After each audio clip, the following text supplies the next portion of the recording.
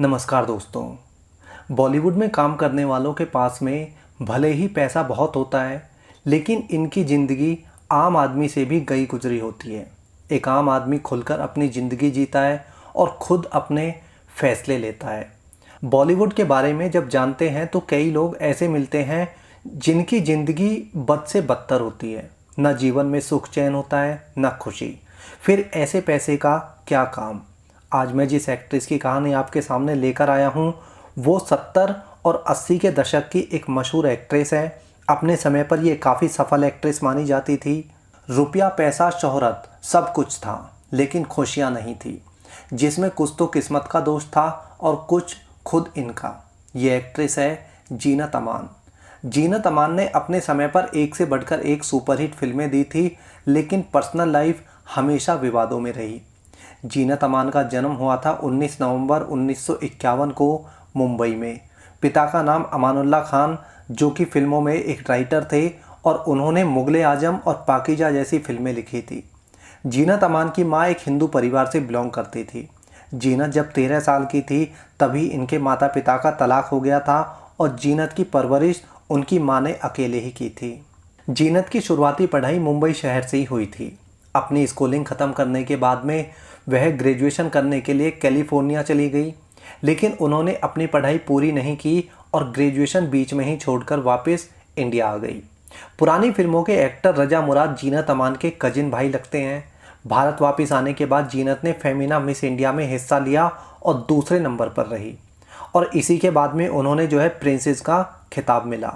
इसके बाद जीनत ने miss Asia Pacific international peasant में हिस्सा लिया और इसमें वह विनर बनी। कॉन्टेस्ट जीतने के बाद में उन्होंने एक्टिंग में अपना कैरियर बनाने की ठान ली।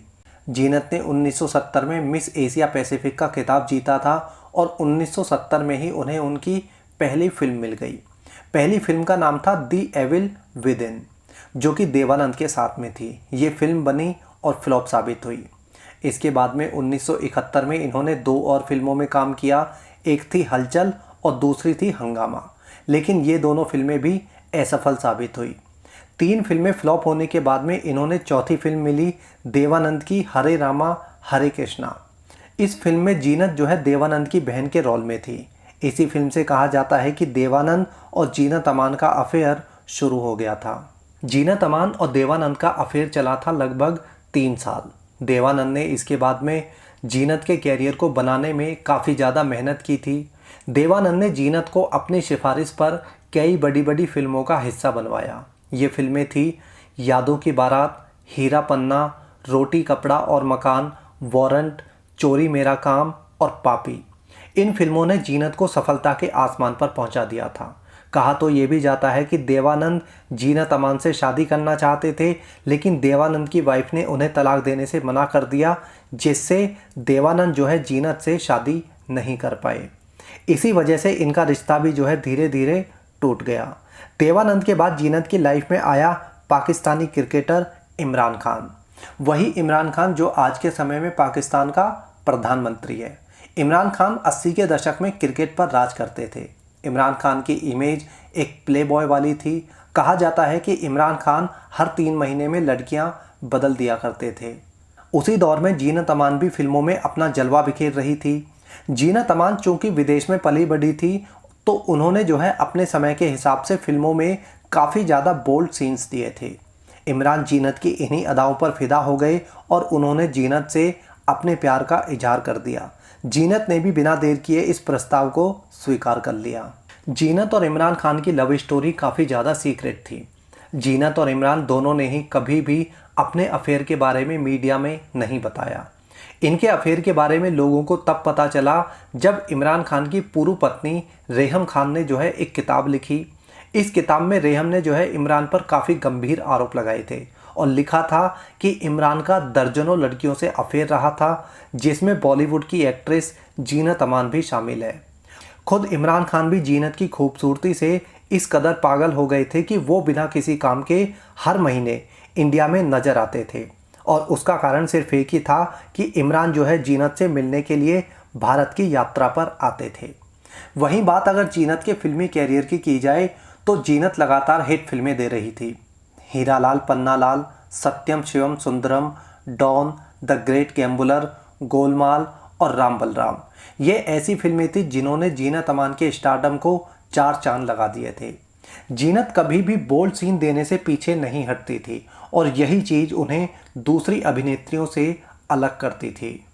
उधर इमरान खान से रिश्ता टूटने के बाद जीनत की लाइफ में आया संजय खान। संजय खान के बारे में जो लोग नहीं जानते हैं उन्हें बता दूं कि ये फिरोज खान जो एक्टर थे उनके भाई हैं, ऋतिक रोशन के एक्स ससुर हैं, यानी सुजैन खान के पिता हैं और एक्टर जायद खान के पिता हैं। जीनत अमान और संजय खान का अफेयर जीनत के सभी अफेयर्स में से सबसे ज़्यादा चर्चित रहा था और सबसे ज़्यादा विवादित भी। जिस समय जीनत और संजय खान का अफेयर शुरू हुआ उस समय संजय न सिर्फ शादीशुदा था बल्कि वह 3 बच्चों का बाप था। इन दोनों का अफेयर वैसे तो साल 1978 से ही चल रहा था, लेकिन चर्चा में आया साल 1980 में, जब संजय और जीनत अमान अब्दुल्ला नाम की एक मूवी में साथ में काम कर रहे थे। इन दोनों का अफेयर इसलिए भी चर्चा में रहता था क्योंकि संजय खान उस समय अपने गुस्से के लिए ज़्यादा जाना जाता था। संजय खान को बहुत ज़्यादा गुस्सा आता था और उसी गुस्से का खामियाजा जीनत अमान को भुगतना पड़ता था। जिस समय इन दोनों का अफेयर शुरू हुआ उस समय ये दोनों अक्सर हर पार्टी और इवेंट्स में साथ में नजर आते थे। खबरें तो यहाँ तक आती थी कि इन दोनों ने चुपके से शादी कर ली थी, लेकिन इन दोनों ने अपनी शादी के बारे में किसी को भी बताया नहीं था। इन दोनों का रिश्ता टूटा साल 1980 में और जब रिश्ता टूटा तो बहुत ज़्यादा विवाद हुआ। दरअसल एक दिन संजय खान ने जीनत को फ़ोन करके अपने साथ में एक गाना शूट करने को कहा, लेकिन जीनत उस समय अपने दूसरे प्रोजेक्ट में ज़्यादा बिजी थी। डेट की कमी के चलते जीनत ने शूट करने को मना कर दिया, जिसके बाद में गुस्सैल संजय खान भड़क उठता है और फ़ोन पर ही जीनत को गालियां देने लगता है। संजय की बातों से जीनत काफ़ी ज़्यादा घबरा गई। वह शूट ख़त्म करने के बाद में संजय के घर पहुंची तो उन्हें पता चला कि संजय ताज होटल में पार्टी करने गया है। जीनत अमान भी संजय से मिलने ताज होटल पहुंच गई। ये घटना थी 3 नवंबर 1979 की। जीनत को वहां देखते ही संजय को इतना ज़्यादा गुस्सा आया कि उसने सबके सामने जीनत को मारना शुरू कर दिया। संजय ने उन्हें इतना मारा कि उनका जबड़ा टूट गया, उनके सर से खून बहने लगा और उनकी सीधी आंख बुरी तरह से चोटिल हो गई। ऑपरेशन के बाद जीनत का जबड़ा तो ठीक हो गया था, लेकिन उनकी दाहिनी आंख पूरी तरह से खराब हो गई थी। जिस समय संजय जीनत को पीट रहे थे उस समय वहां पार्टी में काफ़ी लोग मौजूद थे, लेकिन किसी ने भी जीनत को नहीं बचाया। जिस समय संजय जीनत को मार रहा था उस समय संजय की वाइफ भी जीनत को पीट रही थी साथ में मिलकर। दोनों पति पत्नी ने जीनत को तब तक मारा जब तक वह बेहोश होकर जमीन पर न गिर गई। संजय ने जीनत को इतनी बुरी तरह से पीटा था कि जीनत को पूरी तरह से ठीक होने में पूरे 8 साल से ज़्यादा का समय लगा, लेकिन फिर भी जीनत ने संजय के खिलाफ शिकायत दर्ज नहीं कराई। इसके बाद इन दोनों का रिश्ता भी धीरे धीरे टूट गया। इस घटना के 6 साल बाद साल 1985 में जीनत ने मजर खान से शादी कर ली। मजर खान पर भी बाद में ये आरोप लगे थे कि वह भी जीनत के साथ में मार पिटाई करता था। इसी से तंग आकर जीनत मजर से अलग रहने लगी। साल 1998 में मजर की मौत हो गई थी। इसके बाद जीनत की लाइफ काफ़ी लो प्रोफाइल रही और वह किसी भी विवाद में नहीं रही। लेकिन साल 2018 में जीनत अमान उस समय फिर से चर्चा में आ गई जब जीनत ने एक बिजनेसमैन अमन खन्ना उर्फ सरफराज खान पर रेप और धोखाधड़ी का आरोप लगाया था। जीनत ने मुंबई पुलिस में इसकी शिकायत दर्ज भी करा दी थी, जिसके बाद अमन उर्फ सरफराज को गिरफ्तार कर लिया गया था। हालांकि कोर्ट में जाने के बाद जो मामला था वो कुछ और ही निकलकर सामने आया। अमन ने कोर्ट में सबूत दिखाए कि उसने और जीनत अमान ने शादी कर रखी है। मौलवी ने भी शादी की बात को कोर्ट में कबूल किया। मौलवी के मुताबिक जीनत ने जब शादी की तो उस समय जीनत की उम्र 59 साल थी और अमन की उम्र उस समय 33 वर्ष थी।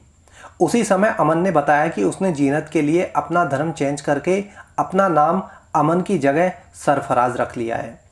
उसी दौरान जीनत और अमन की कुछ तस्वीरें भी सामने आई जिसमें ये दोनों मक्का में दिखाई दे रहे थे। जीनत के 2 बच्चे हैं जो काफ़ी बड़े हो चुके हैं, जो अपने अपनी लाइफ में आज की डेट में बिजी हैं। जीनत अमान के पूरे जीवन को देखा जाए तो ये काफ़ी विवादों वाला रहा था। जीनत के पास में अपनी ज़िंदगी गुजारने के लिए सब कुछ था। एक सफल कैरियर, धन दौलत और शोहरत। लेकिन एक शादीशुदा मर्द से मोहब्बत ने उसके पूरे जीवन को एक दर्द दे दिया।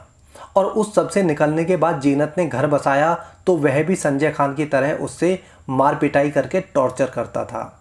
यानी जीनत के जीवन में जो दर्द थे वो कुछ हद तक जो है खुद की वजह से थे और कुछ किस्मत की वजह से।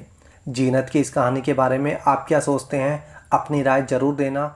इस वीडियो में इतना ही। जय हिंद।